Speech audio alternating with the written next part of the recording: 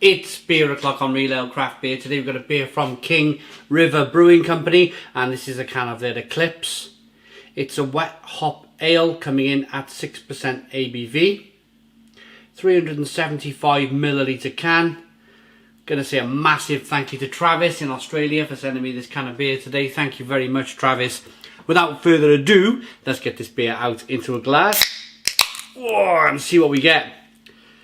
I'm really enjoying drinking all of these Australian craft beers lately.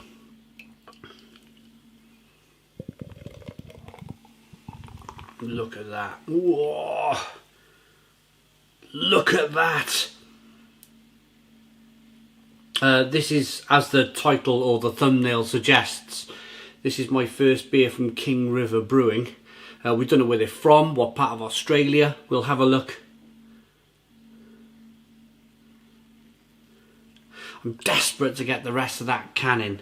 You can just see, at the moment it's a amber coloured ale. But if I'm patient enough, if I can throw the last bit of this can in, I think it's gonna make it nice and hazy. Not too hazy. Well, it is. It has made it slightly hazy, but not as hazy as I was expecting. We've got a 2-finger white head, good levels of slow moving carbonation. It's a amber, yeah, hazy, slightly hazy amber coloured beer. Aroma.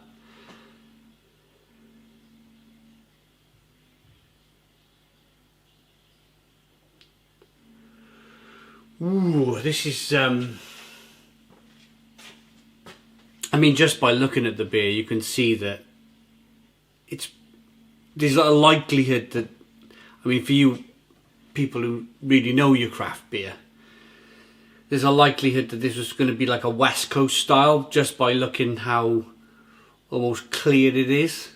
It's not like a New World, New England IPA style beer. And it does suggest that on the aroma. It's because they've kind of whirlpooled a lot of this out. They've kind of got rid of a lot of the sediment. Actually, what happens is a lot of the flavour, the really, really good stuff, some people would say the best aspects of the beer have gone down the drain. By taking away all of that kind of sediment, you're taking away a lot of the, I call it goodness, if you like. It's a bit like full fat and half fat milk. What else can I use as a kind of a description? A lot of the kind of the good bits that make the full fat milk really tasty have gone down the drain. And you know, half fat, semi-skilled, you're only drinking it because of weight. You're only drinking it because you're washing your weight or you're trying to be a little bit healthier. But if you wanted to drink milk for taste, you would chug back a big load of full fat milk, wouldn't you? Same principle here. They've taken away a lot of the good stuff in the beer, but not for health reasons, for the look of the beer. So years ago, it always used to be about looking at a beer with your eye. Look at that beer, it looks fantastic, it's light, it's golden, it looks terrific.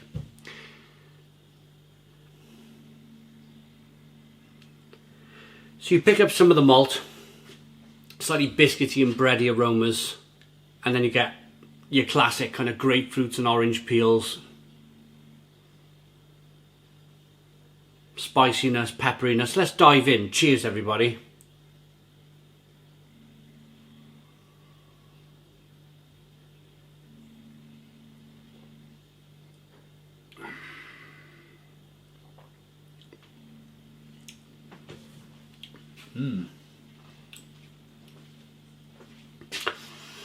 It's interesting.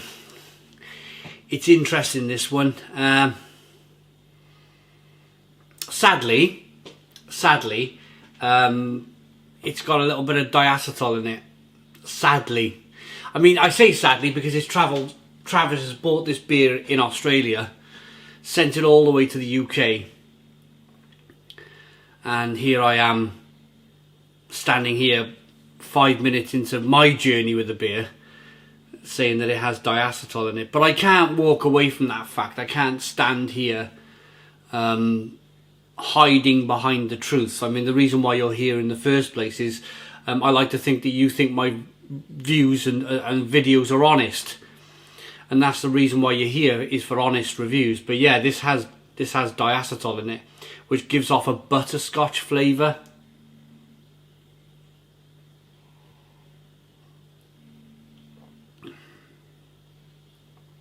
Yeah, it's quite buttery, and it ruins everything else. That's all I can taste now. That's all I can taste is like this buttery diacetyl taste.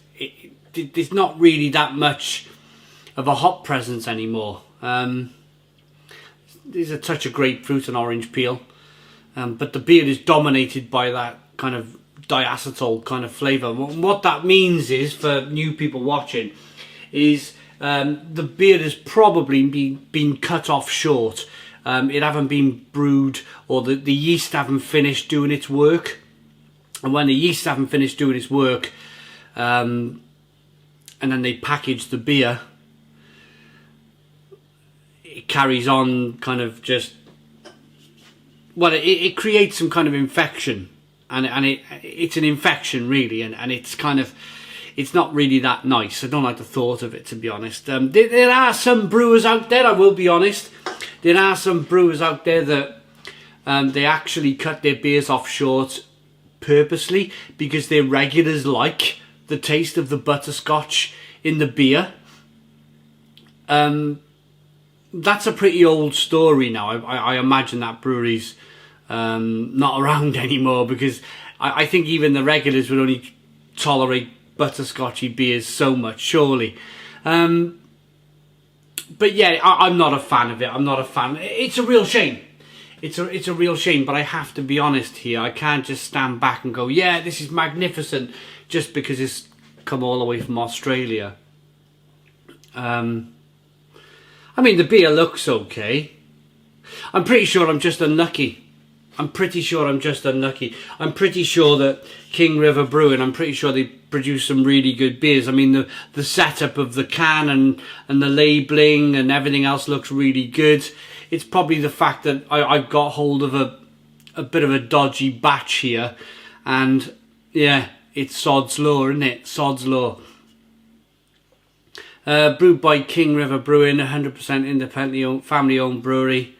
We brew for flavour first, superior drinkability and the love of beer. Premium ingredients used for premium beer. This single batch wet hop beer has been made with Voyager, Valoria malt and green Eclipse hops. Characteristics of citrus peel, sweet mandarin and fresh pine needles. The hops used are sourced from HPA Rostrova. So it's just unfortunate. It's just one of those unfortunate things. If I had another beer from this brewery, it could well very be, you know, a terrific beer. But it's just unfortunate that I got a bad one here. It's just undrinkable for me. I don't like the taste of diacetyl in my beer. For that reason, I'm going to give it a 5 out of 10. It's a 5 out of 10 from Real Ale Craft Beer. Please put your comments in the comments box. Subscribe to our daily beer and food reviews. Thank you, Travis. Give us a big fat thumbs up. Boom. Cheers.